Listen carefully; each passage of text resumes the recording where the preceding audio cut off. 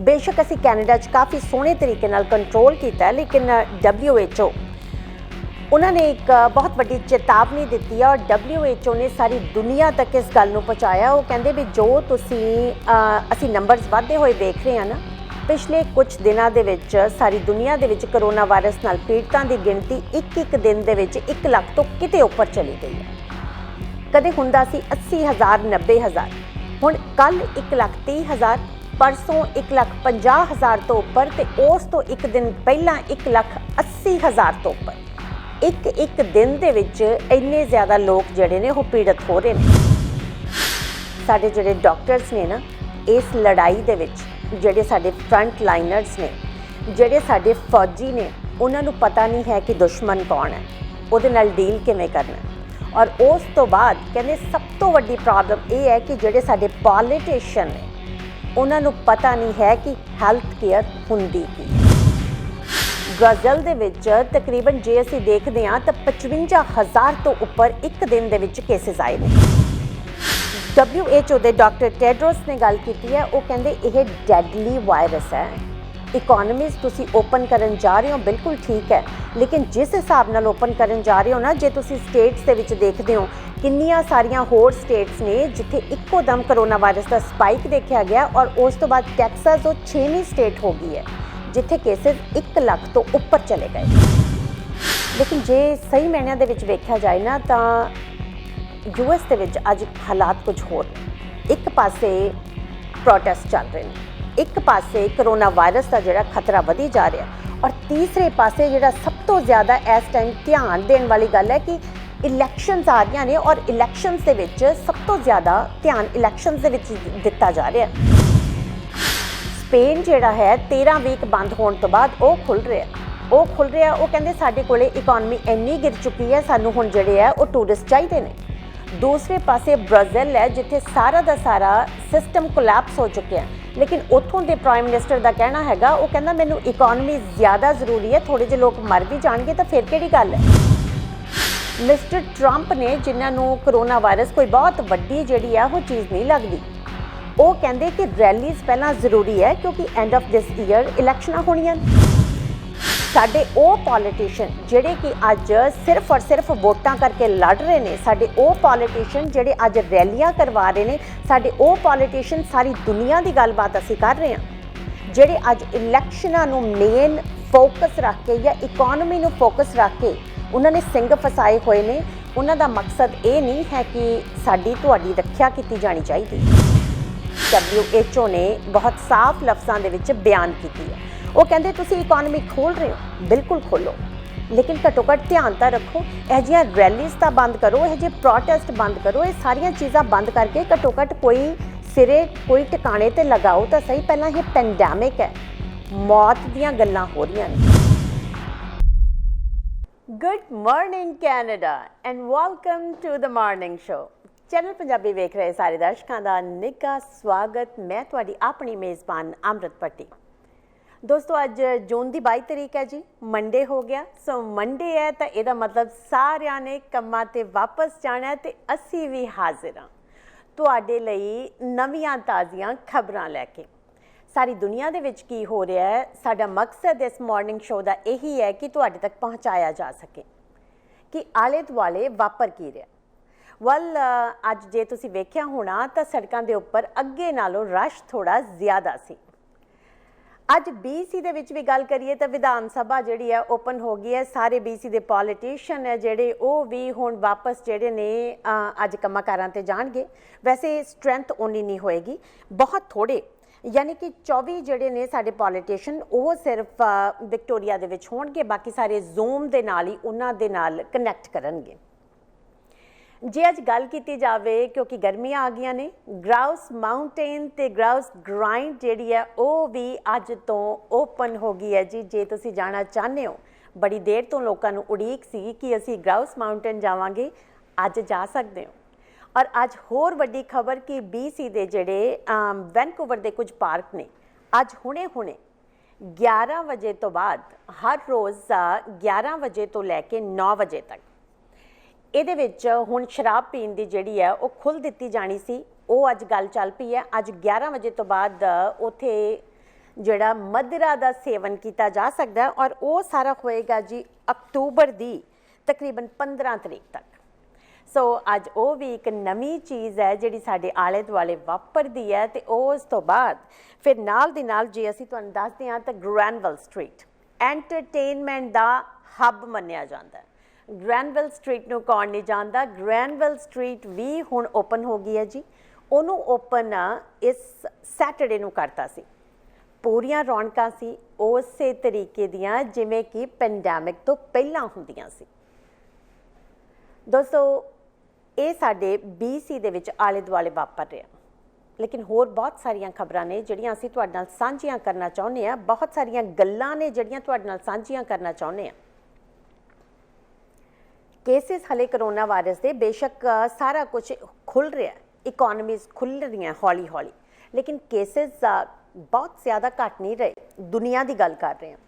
ਬੇਸ਼ੱਕ ਅਸੀਂ ਕੈਨੇਡਾ 'ਚ ਕਾਫੀ ਸੋਹਣੇ ਤਰੀਕੇ ਨਾਲ ਕੰਟਰੋਲ ਕੀਤਾ, ਲੇਕਿਨ WHO ਉਹਨਾਂ ਨੇ ਇੱਕ ਬਹੁਤ ਵੱਡੀ ਚੇਤਾਵਨੀ ਦਿੱਤੀ ਹੈ ਔਰ WHO ਨੇ ਸਾਰੀ ਦੁਨੀਆ ਤੱਕ ਇਸ ਗੱਲ ਨੂੰ ਪਹੁੰਚਾਇਆ। ਉਹ ਕਹਿੰਦੇ ਵੀ ਜੋ ਅਸੀਂ ਨੰਬਰਸ ਵੱਧਦੇ ਹੋਏ ਵੇਖ ਰਹੇ ਹਾਂ ਨਾ, ਪਿਛਲੇ ਕੁਝ ਦਿਨਾਂ ਦੇ ਵਿੱਚ ਸਾਰੀ ਦੁਨੀਆ ਦੇ ਵਿੱਚ ਕਰੋਨਾ ਵਾਇਰਸ ਨਾਲ ਪੀੜਤਾਂ ਦੀ ਗਿਣਤੀ ਇੱਕ ਦਿਨ ਦੇ ਵਿੱਚ 1 ਲੱਖ ਤੋਂ ਕਿਤੇ ਉੱਪਰ ਚਲੀ ਗਈ ਹੈ। ਕਦੇ ਹੁੰਦਾ ਸੀ 80,000 90,000, ਹੁਣ ਕੱਲ 1,30,000, ਪਰਸੋਂ 1,50,000 ਤੋਂ ਉੱਪਰ, ਤੇ ਉਸ ਤੋਂ ਇੱਕ ਦਿਨ ਪਹਿਲਾਂ 1,80,000 ਤੋਂ ਉੱਪਰ।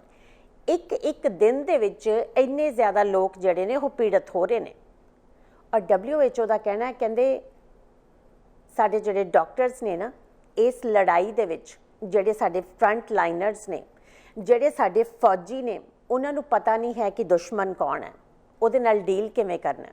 ਔਰ ਉਸ ਤੋਂ ਬਾਅਦ ਕਹਿੰਦੇ ਸਭ ਤੋਂ ਵੱਡੀ ਪ੍ਰੋਬਲਮ ਇਹ ਹੈ ਕਿ ਜਿਹੜੇ ਸਾਡੇ ਪੋਲੀਟੀਸ਼ੀਅਨ ਨੇ, ਉਹਨਾਂ ਨੂੰ ਪਤਾ ਨਹੀਂ ਹੈ ਕਿ ਹੈਲਥ ਕੇਅਰ ਹੁੰਦੀ ਕੀ ਹੈ ਜਾਂ ਇਹਦਾ ਕਿਵੇਂ ਧਿਆਨ ਰੱਖਿਆ ਜਾਣਾ ਚਾਹੀਦਾ।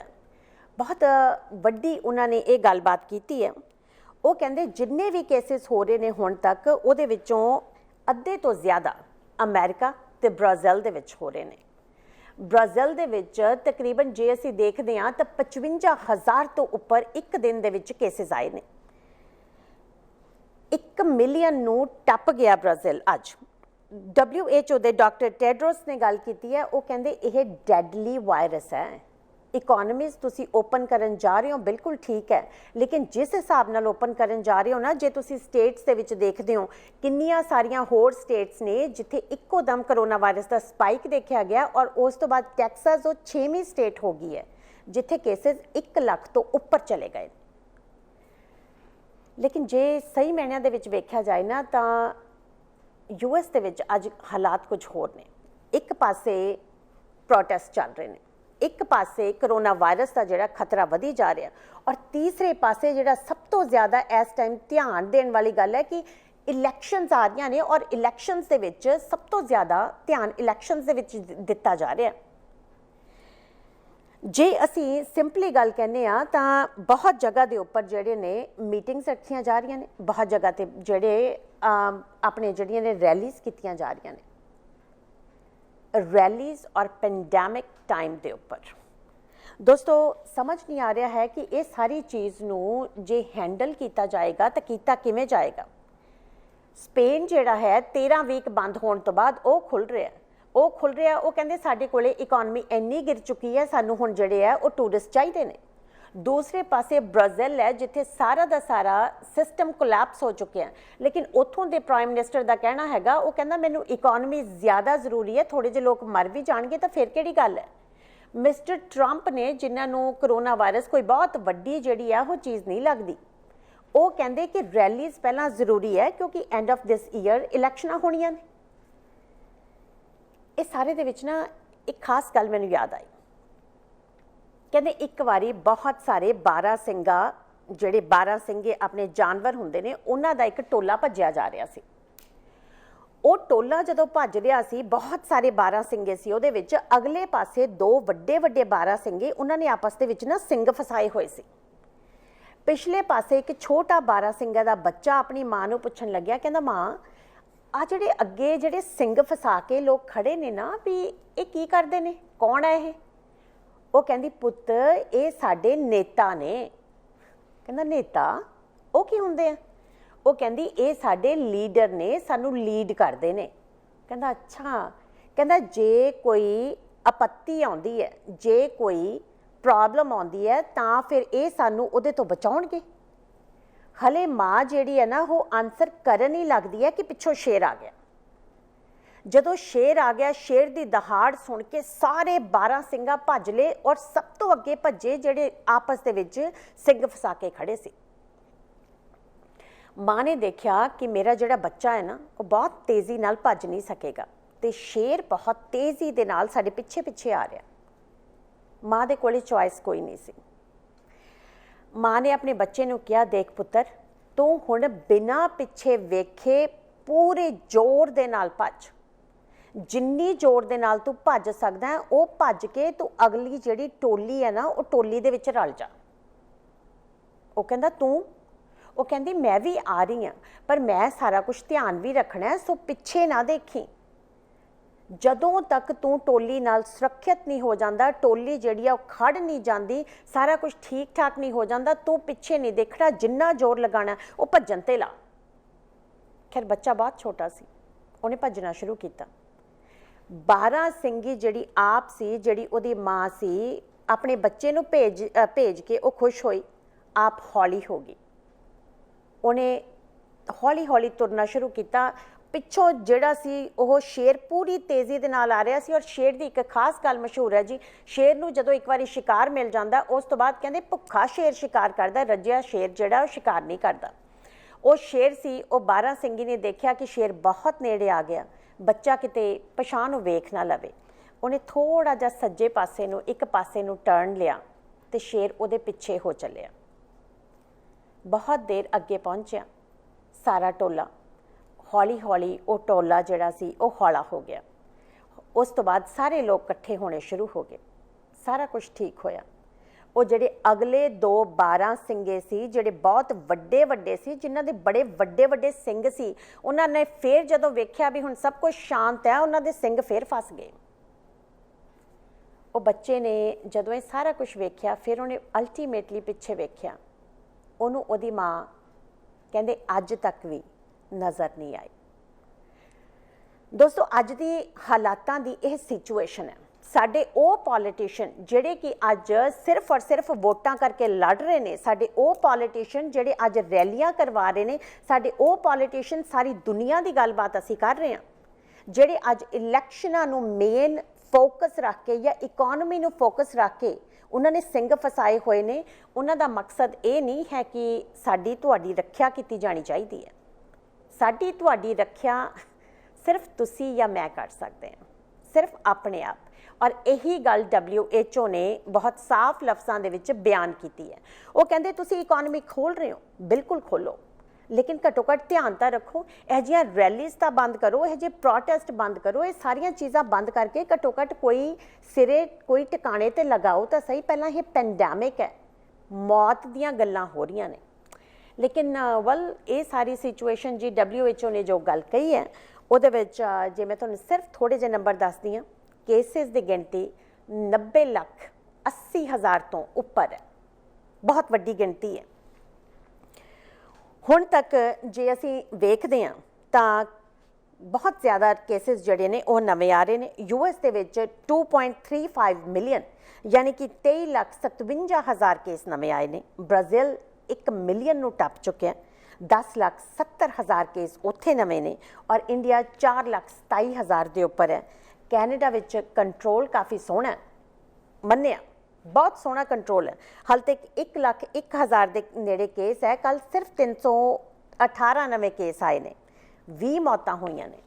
ਲੇਕਿਨ ਕੈਨੇਡਾ ਕਦੋਂ ਤੱਕ ਇਕੱਲਾ ਬਚੇਗਾ ਜਦੋਂ ਆਲੇ ਦੁਆਲੇ ਸਾਰੇ ਜਿਹੜੇ ਲੋਕ ਨੇ ਉਹ ਕੇਅਰ ਨਹੀਂ ਕਰ ਰਹੇ। ਹੁਣ ਜਿਹੜੀ ਸਾਡੀ ਦੂਸਰੀ ਖਬਰ ਹੈ ਨਾ, ਅਜੀਬ ਹੀ ਹੈ। ਬਹੁਤ ਵਾਰੀ ਗੱਲਾਂ ਬਾਤਾਂ ਇਹ ਦੇਖੀਆਂ ਜਾਂਦੀਆਂ ਕਿ US ਤੋਂ ਕੈਨੇਡਾ, ਕੈਨੇਡਾ ਤੋਂ US ਜਿਹੜੀ ਹੈ ਨਾਨ ਐਸੈਂਸ਼ੀਅਲ ਟਰੈਵਲ ਬੰਦ ਕੀਤਾ ਹੋਇਆ। ਲੇਕਿਨ ਬਹੁਤ ਸਾਰੇ ਅਮਰੀਕਨਸ ਜਿਹੜੇ ਨੇ ਉਹਨਾਂ ਨੂੰ ਪਤਾ ਵੀ ਉੱਥੇ ਤਾਂ ਤਕਰੀਬਨ ਜੇ ਅਸੀਂ ਦੇਖਦੇ ਹਾਂ 23 ਲੱਖ ਤੋਂ ਉੱਪਰ ਕੇਸਸ ਨੇ, ਕੈਨੇਡਾ 'ਚ 1 ਲੱਖ ਹੈ। ਉਹਨਾਂ ਨੇ CBSA ਨੂੰ ਜਾ ਕੇ ਕਿਹਾ ਕਿ ਅਸੀਂ ਜੀ ਆਪਣੇ ਉੱਪਰ ਜਿਹੜਾ US ਦਾ ਹੀ ਪਾਰਟ ਹੈ ਅਲਾਸਕਾ ਚੱਲੇ ਹਾਂ, ਸਾਨੂੰ ਰਸਤੇ ਦੇ ਵਿੱਚੋਂ ਲੰਘਣ ਨੂੰ ਥਾਂ ਦੇ ਦਿਓ। उन्होंने थां देती। वो कहते ठीक है तुसीं लंघ जाओ, कैनेडा विचों जाओ तो उपर अलास्का चले जाओ। लेकिन वो लोग कैनेडा विचों जदों लंघण लगे बैंफ रुक के उन्होंने वेख्या तो खूबसूरत बहुत है, नाले इत्थे केसिस बहुत घट ने। उन्होंने जगह जगह अपना जाके उत्थे हाइकिंग करनी शुरू करती, उत्थे ट्रैकिंग करनी शुरू करती। उत्थे बहुत सारे यानी कि उन्होंने अपना डेरा ही जमा लिया। दोस्तों तुसीं वेख सकते हो हुण ये सारा कुछ वेखदे होए जिहड़ी साडी पुलिस डिपार्टमेंट है, अल्बर्टा दी पुलिस डिपार्टमेंट, वो कहंदे हुण असीं जदों भी कोई अमेरिकन गड्डी वेखदे आ ना, असीं इक्को दम ध्यान दिंदे आ भी ਇਹ ਕੀ ਇਹ ਇੱਥੇ ਆਏ ਨੇ। ਜੇ ਇਹ ਇੱਥੇ ਆਏ ਨੇ ਕਿ ਇਹਨਾਂ ਨੇ ਅਲਾਸਕਾ ਜਾਣਾ ਸੀ, ਜੇ ਇਹ ਇੱਥੇ ਆਏ ਨੇ ਕਿ ਇਹ ਸੱਚੀ ਮੁੱਚੀ ਅਸੈਂਸ਼ੀਅਲ ਟਰੈਵਲ 'ਚ ਆਏ ਨੇ ਕਿ ਨੌਨ ਅਸੈਂਸ਼ੀਅਲ ਟਰੈਵਲ 'ਚ ਆਏ ਨੇ। ਬਹੁਤ ਵੱਡੀ ਗੱਲ ਹੈ। ਔਰ ਜਿਹੜੀ ਸਾਡੇ ਉੱਥੋਂ ਦੀ CBSE ਹੈ, ਜਿਹੜੀ ਸਾਡੇ ਉੱਥੋਂ ਦੇ RCMP ਹੈ, ਉਹ ਕਹਿੰਦੇ ਅਸੀਂ ਬਹੁਤ ਸਾਰੇ ਲੋਕਾਂ ਨੂੰ ਹੁਣ ਟਿਕਟਾਂ ਦੇਣੀਆਂ ਸ਼ੁਰੂ ਕੀਤੀਆਂ ਨੇ।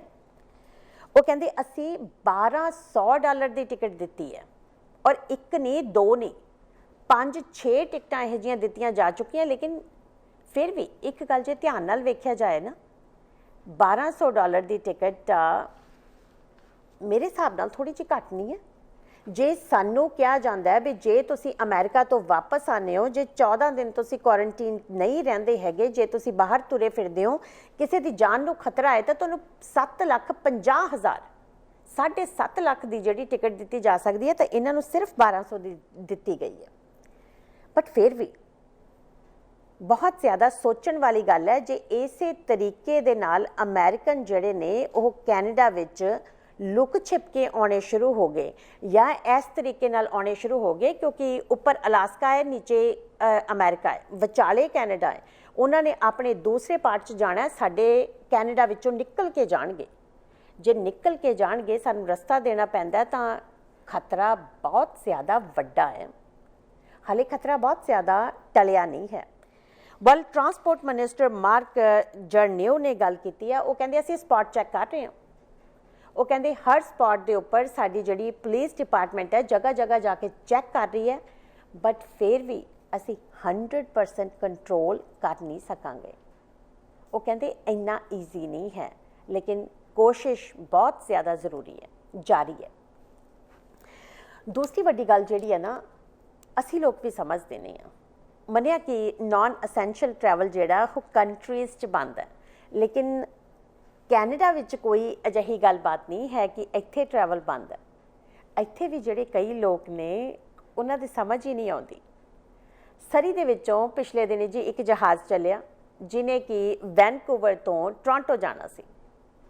लोग इन्ने पैनिक होए हुए ने अजकल, जिन्होंने समझ ही नहीं आ रही। उन्होंने आई लगता भी जो असी करना है असी करना है। एक व्यक्ति ने जहाज़ दे विच बैठे हुए ने सिगरेट सुलगाई, जिहड़ी उत्थों दी एयर होस्टस ने आके मना किया। वो कहती भी इनू बंद कर, आके किता तू? वो कहना मैं तो आई पीऊँगा। वो कहते तू मूँह दे उपर मास्क लगा, कहना मैं नहीं लगाना। वो कहते तू ग्लव्स पा, वो कहना मैं नहीं पाने। यह जे सारी सिचुएशन दे विच वो जहाज़ जिहड़ा वो टोरंटो भेजण दी बजाय विनीपेग उतारना पिया। सरी दे उस व्यक्ति नूं तकरीबन कहंदे जी 60 साल की उम्र का वो व्यक्ति सीगा, तां उस नूं कैनेडा एविएशन सिक्योरिटी रेगूलेशन की उलंघना करन वास्ते वक्खरियां वक्खरियां टिकटां दित्तियां गईयां, जिहदी टोटल राशि 13,000 है। दोस्तों हुण सिंपल जी गल इन्नी है, वो लोग जिहड़े अमेरिका तो चल के कैनेडा आ रहे हैं, साडे अपने कनेडियंस जिहड़े जगह जगह ट्रैवल कर रहे हैं, लेकिन उन्होंने चिंता कोई नहीं हैगी। या जिहड़ी साडियां स्ट्रीट्स ने जिथे अज हुण क्लब्स ओपन हो गए ने, उत्थे जदों मीडिया आउटलेट ने गल की ना, वो कहंदे भी तुसीं इन्ने लोग इकट्ठे हो गए, तुहानूं डर नहीं लगदा? वो कहंदे डर दी किहड़ी गल है, हुण करोना वायरस आए विच विच जगह जगह वजदा थोड़ा तुरिया फिरदा, नाले थोड़े जे तां साडे कैनेडा च केस ने।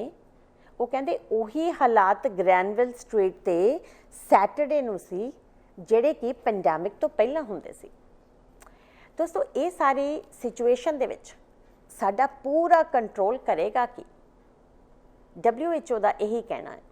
वो कहते कुछ कंट्रीज़ बहुत सोहना काम कर रही ने, लेकिन बाकी जिहड़ियां कंट्रीज़ ने जदों तक वो काम नहीं ना करदियां उदों तक कलियां 1-2 कंट्रीज़ कित्थे नहीं पहुँचणियां। बड़ी अजीब जी गल जिहड़ी है उन्होंने ये सारी सांझी की है। ਵੱਲ ਬਹੁਤ ਜਿਹੜੀ ਵੱਡੀ ਗੱਲ ਮੈਂ ਤੁਹਾਡੇ ਨਾਲ ਇੱਕ ਹੋਰ ਸਾਂਝੀ ਕਰਨ ਜਾ ਰਹੀ ਹਾਂ, ਜਿਹੜੀ ਸਾਡੀ ਅੱਜ ਆਖਰੀ ਖਬਰ ਹੈ ਔਰ ਬਹੁਤ ਇੰਟਰਸਟਿੰਗ ਹੈ। ਪੈਂਡੈਮਿਕ ਦੇ ਕਰਕੇ ਬਹੁਤ ਕੁਝ ਬਦਲ ਗਿਆ। ਬਦਲਣ ਦੇ ਨਾਲ ਹੋਇਆ ਕਿ ਲੋਕਾਂ ਨੂੰ ਕਿਹਾ ਜਾਂਦਾ ਹੈ ਕਿ ਹੁਣ ਤੁਸੀਂ ਘਰੋਂ ਕੰਮ ਕਰੋ, ਵਰਕ ਐਟ ਹੋਮ, ਉੱਥੋਂ ਕੰਮ ਕਰੋ। ਤੇ ਫਿਰ ਹੁਣ ਜਿਹੜੇ ਫੇਸਬੁੱਕ ਦੇ ਜਿਹੜੇ ਓਨਰ ਹੈ ਮਿਸਟਰ ਮਾਰਕ ਜ਼ੁਕਰਬਰਗ, ਉਹਨਾਂ ਨੇ ਇੱਕ ਮੀਟਿੰਗ ਬੁਲਾਈ। ਮੀਟਿੰਗ ਦੇ ਵਿੱਚ ਅਮਰੀਕਾ, ਕੈਨੇਡਾ ਤੋਂ ਤਕਰੀਬਨ 48,000 ਇੰਪਲੋਈਜ਼ ਜਿਹੜੇ ਸੀ, ਉਹਦੇ ਵਿੱਚ ਉਹਨਾਂ ਨੇ ਜ਼ੂਮ ਤੋਂ ਜਾਂ ਵੱਖਰੇ ਤਰੀਕੇ ਦੇ ਨਾਲ ਲਈ। ਉਹਨਾਂ ਨੂੰ ਇੱਕ ਖਾਸ ਗੱਲ ਕੀਤੀ, ਕਹਿੰਦੇ ਤੁਸੀਂ ਵੱਖਰੀਆਂ ਥਾਵਾਂ ਦੇ ਉੱਪਰ ਰਹਿੰਦੇ ਹੋ ਤੇ ਕੰਮ ਕਰਦੇ ਹੋ, ਤੁਸੀਂ ਆਫਿਸ ਨਹੀਂ ਆਉਂਦੇ। ਉਮੀਦ ਇਹ ਹੈ ਕਿ ਤੁਹਾਡੀ ਤਨਖਾਹ ਹੈ ਜਿਹੜੀ ਹੁਣ ਤੁਹਾਡੇ ਇਲਾਕੇ ਦੇ ਹਿਸਾਬ ਦੇ ਨਾਲ ਦੇਖ ਕੇ ਘਟਾਈ ਜਾਏਗੀ। ਹੁਣ ਸਪੋਜ਼ ਕਰੋ ਕਿ ਇੱਕ ਵਿਅਕਤੀ ਜਿਹੜਾ ਹੈਗਾ ਉਹ ਵੈਨਕੂਵਰ ਡਾਊਨਟਾਊਨ ਦੇ ਵਿੱਚ ਰਹਿੰਦਾ ਹੈ।